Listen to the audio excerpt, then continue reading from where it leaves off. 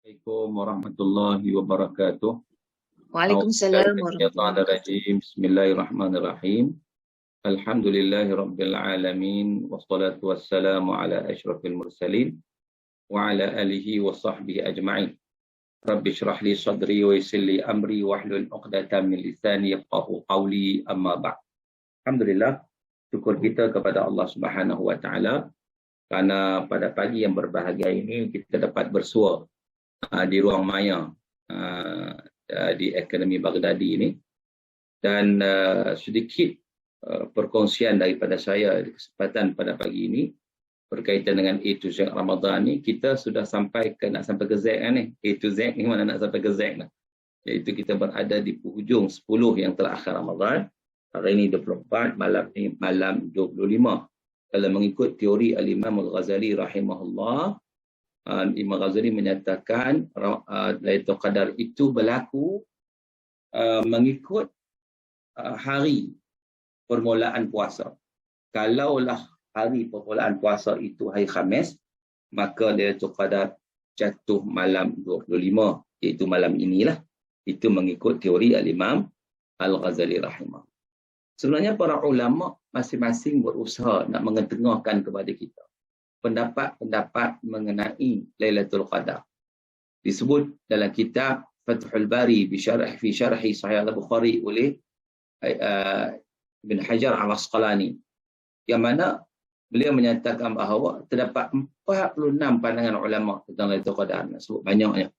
Masing-masing berusaha nak mencari bila ke Lailatul Qadar itu.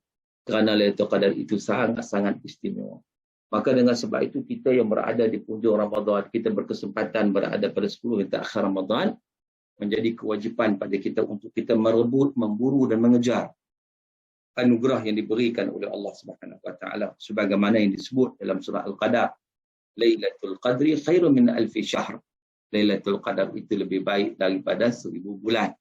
Cuma satu persoalan tuan-tuan, ialah mengapa Lailatul Qadar begitu dimuliakan oleh Allah Subhanahu wa taala? Mengapa sehingga diangkat kedudukan Lailatul Qadar itu sehingga beribadat hanya satu malam sahaja digandakan sebanyak 10,000 bulan bersama 83 tahun 3 bulan. Sebenarnya kalau kita lihat sememangnya dari sudut kelebihan Lailatul Qadar itu, dia amat rapat, amat berkait rapat dengan Al-Quranul Karim. Sebenarnya amat rapat dengan Quran. Sebab itu kalau kita melihat kepada surah Al-Qadar itu sendiri, ayat pertama Allah sebut inna anzalnahu fi lailatul qadr. Sesungguhnya kami turunkan Al-Quran pada malam Al-Qadar. Jadi maknanya apa? Sebab apa malam Al-Qadar ataupun Lailatul Qadar itu dimuliakan oleh Allah? Sebab dia ada kaitan dengan Quran. Rupanya malam tersebut Allah turunkan Quran. Bila Allah turunkan Quran pada malam tersebut, maka malam itu diangkat kedudukan malam itu di sisi Allah Ta'ala. Sehingga akan diberi pahala yang sangat-sangat banyak kepada kita. Jadi maknanya Ramadan ni tuan-tuan, istimewanya Lailatul Qadar itu sebab ada kaitan dengan Quran. Begitu juga bulan Ramadan. Kita sebut itu Ramadan ni, Ramadan itu sendiri. Sebab apa Ramadan ini satu bulan yang sangat dimuliakan oleh Allah Ta'ala? Sebab apa? Sebab Ramadan ini tuan-tuan, Allah muliakan sebab apa? Sebab ada kaitan dengan Quran. Dalam surah Al-Baqarah 185 kata Allah, Syahrul Ramadan alladhi unzila fihi al-Quran. Bulan Ramadan, bulan yang Allah turunkan padanya Quran. Hudan linnas wa bayyinatin minal huda wal furqan. Yang memberi hidayah kepada manusia, yang menjelaskan keterangan hidayah tersebut dan yang membezakan antara hak dan batil. Jadi rupa-rupanya masih lagi berkisar Ramadan itu, oleh kerana Ramadan itu mengapa diistimewakan oleh Allah? Sebab dia ada kaitan dengan Quran. Jadi tuan-tuan, maknanya di situ menunjukkan apa-apa yang ada kaitan dengan Quran akan dapat kemuliaan di sisi Allah Subhanahu wa taala. Jadi seucap tahniahlah di Akademi Baghdadi ini sebab dia memfokuskan pada Quran. Dan Nabi pun kata khairukum man ta'allama al-Quran wa 'allamah. Sebaik-baik kamu ialah mereka yang mempelajari Al-Quran dan mengajarkannya. Jadi antara isu-isu yang kita belajar Quran ni, kita belajar baca, kita belajar teranum, dan lebih daripada itu, kita belajar tafsir Al-Quran. Untuk kita memahami maknanya lebih mendalam, barulah kita rasa feel. Contohnya, dalam surah Al-Qadar itu, kalau kita lihat Allah sebut, Inna anzalnahu fi lailatul qadar. Kata Allah, sesungguhnya kami turunkan Al-Quran pada malam Al-Qadar. Kalau kita belajar tafsir, kita tahu, oh Allah menggunakan perkataan anzala. Inna anzalna, perkataan anzala. Anzala ni maknanya turun sekaligus, bukan turun sikit-sikit. Jadi kita faham, oh rupanya masa Lailatul Qadar, Quran tak turun kat Nabi lagi. Yes. Lailatul Qadar tuan-tuan, Quran tak turun kat Nabi lagi. Sebab Quran ni sebenarnya turun dua peringkat. Yang pertama Quran yang tersimpan di Lauh Mahfuz yang disebut oleh Allah, bal huwa Quranun Majid fi Lauhin Mahfuz. Quran tersimpan di Lauh Mahfuz itu diturunkan oleh Allah pada malam Al-Qadar ke langit dunia. Ke Baitul Izzah di langit dunia. Tak turun dekat Nabi, turun dekat langit dunia dulu. Sebab itu turun itu dalam bentuk sekaligus 30 juzuk dan 114 surah. Turun tu. Sebab itu Allah menggunakan perkataan anzala, anzalna. Anzalna tu anzala lah. Perkataan itu sendiri menunjukkan bahawa ia turun sekaligus. Begitu juga kalau kita melihat ayat-ayat Quran yang menyatakan tentang Taurat dan Injil. Allah sebut wa anzalat Taurat wal Injil. Allah turunkan Taurat Injil, anzala maksud sekaligus lah. Sebab sememangnya Taurat dan Injil itu diturunkan sekaligus, bukan turun secara beransur-ansur, tidak. Kalaulah turun beransur-ansur, Allah akan guna nazzala. Nahnu nazzalna alaikal Qur'anan tanzila. Kami turunkan kepada kau ya Muhammad Quran saja beransur-ansur. Mana turun dekat Nabi baru beransur-ansur. Tapi turun secara tuhul Quran ni pada malam Al-Qadar bukan turun dekat Nabi, turun daripada Baitul Izzah ke langit dunia. Baik. Oleh kerana tuan-tuan, Al-Quran surah Al-Qadar ni dia membicarakan tentang penurunan Quran 30 juzuk dan 114 surah. Rupa-rupanya kalau kita teliti surah Al-Qadar ada 30 perkataan. Kalau kita bilang perkataan satu sampai perkataan Al-Fajr itu, salamun hiya hatta matla'il Fajr, Al-Fajr itu, itulah Fajr yang ke-30. Maknanya ada 30 perkataan. So Allah mewakili Quran yang 30 juzuk. Itu uniknya Quran. Unik sangat Quran. Kemudian surah Al-Qadar juga mengandungi 114 huruf. 114 huruf. Sampailah roh yang terakhir Al-Fajr itu 114. Mewakili Quran yang ada 114 surah. Itu hebatnya. Jadi tuan-tuan, itu peringkat pertama penurunan Quran. Peringkat kedua turun Quran, barulah turun dari langit dunia, turun kepada Nabi biwasitati Jibril alaihi salam, dengan perantaraan Jibril alaihi salam.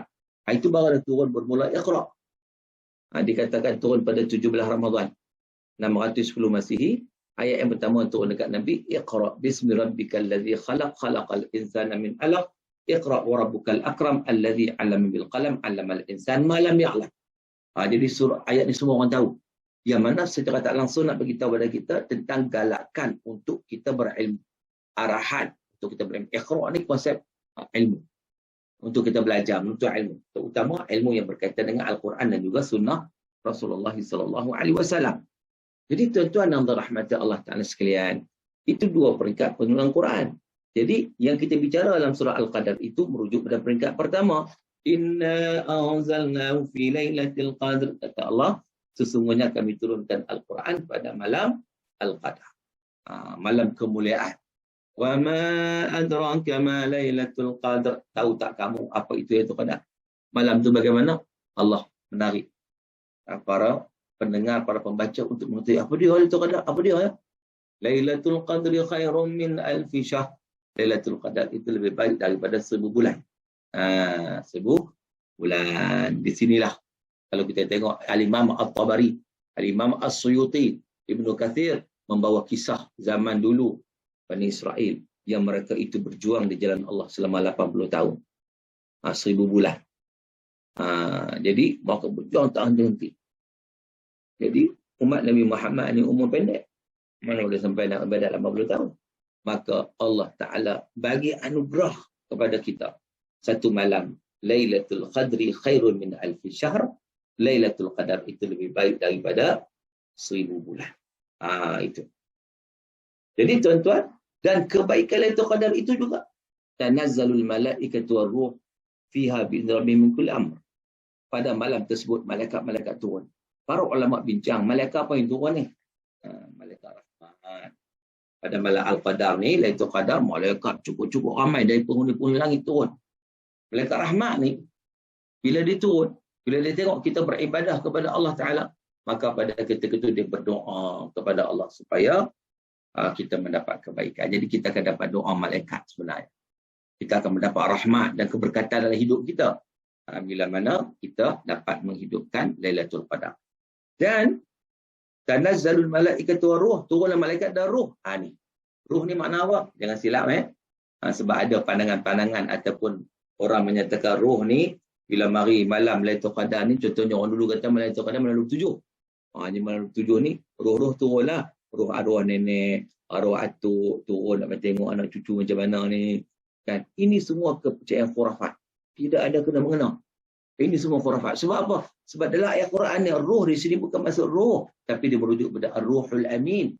Ruhul Amin tu siapa? Jibril alaihissalam. Jadi nak ceritanya pada malam tersebut, Lailatul Qadar ini, bukan sekadar malaikat-malaikat biasa, malaikat rahmat, tetapi yang turun chief malaikat, iaitu Jibril alaihissalam. Jadi itu keadaan dia. Salamun hiya hatta matla'il fajar. Maka sejahteralah malam itu sampai terbit fajar. Maka di sini sekali lagi para ulama kata apa? Berdasarkan ayat ini, Lailatul Qadar itu berlaku sepanjang malam. Salam, sejahtera. Sejahtera malam itu, tenang malam itu, selesa malam itu, malam Al-Qadar. Hatta matla'il fajar, sehinggalah terbitnya fajar. Jadi waktunya sampai pagi lah, hampir subuh lah. Barulah berakhirnya Lailatul Qadar. Jadi tuan-tuan yang dirahmati Allah Subhanahu Wa Taala sekalian, kepahaman kita terhadap ayat Quran itu membawa kita menghayati isu yang dibawa, isu yang diketengahkan oleh Allah tentang Lailatul Qadar itu sendiri. Yang mana kita tak akan melepaskan peluang untuk memperoleh Lailatul Qadar dengan kita menghidupkan malam-malam kita dan kita mencontohi sunnah Rasulullah SAW, yang mana Rasulullah SAW menumpukan sepenuh perhatian pada 10 yang terakhir Ramadan. 10 terakhir Ramadan ini Nabi fokus betul-betul untuk mengajar umatnya supaya kita juga menghidupkan 10 terakhir Ramadan. Dengan sesuatu yang terbaik, kita melaksanakan apa-apa juga amalan. Solat, contohnya. Kemudian puasa yang puasalah sehari kan. Sedekah. RM10 minta pusat tabung. Sedekah. Kemudian berdoa. Allahumma innaka afun tuhibbul afwa fa'fu anni. Ya Allah, sesungguhnya Engkau Maha Pemaaf. Engkau suka kepada kemaafan dan pengampunan. Ampunkanlah, maafkan ya Allah. Jadi maknanya begitu. Ini doa yang diajar oleh Nabi kepada Aisyah radhiyallahu anha bila mana Aisyah tanya Nabi amalan untuk Lailatul Qadar. Maka ini doa yang Nabi sebut. Iaitu bacalah Allahumma innaka afun tuhibbul afwa fa'fu anni. Allahumma innaka afun tuhibbul afwa fa'fu anni. Ya Allah, semuanya Engkau Maha Pemaaf. Kau suka kepada kemaafan, maka maafkanlah aku. Ya Allah, ya Rahman, ya Rahim. Baik. Jadi tuan-tuan, kita boleh lagi buat ibadat yang lain lagi. Baca Quran kita sebut tadi, berzikir, berdoa, solat dan sebagainya. Maka kita gunakan peluang yang sebaik mungkin yang Allah Ta'ala anugerahkan kepada kita pada 10 yang terakhir Ramadan ini untuk kita all out. Dan yang penting juga adalah untuk kita mendampingkan diri dengan Quran. Ini sangat penting.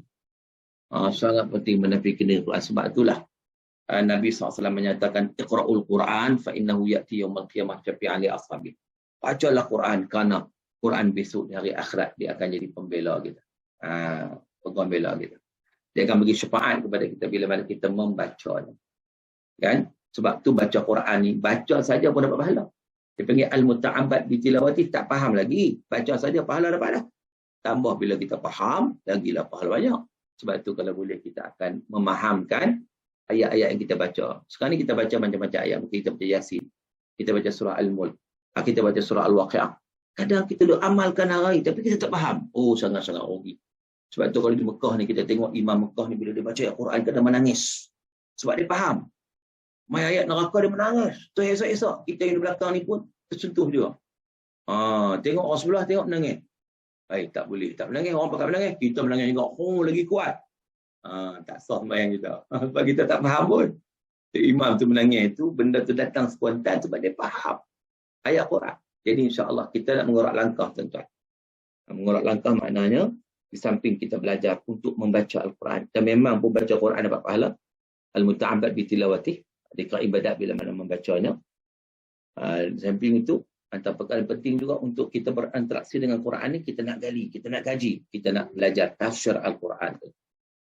Supaya kita dapat memahami ayat Quran ni dengan lebih terperinci.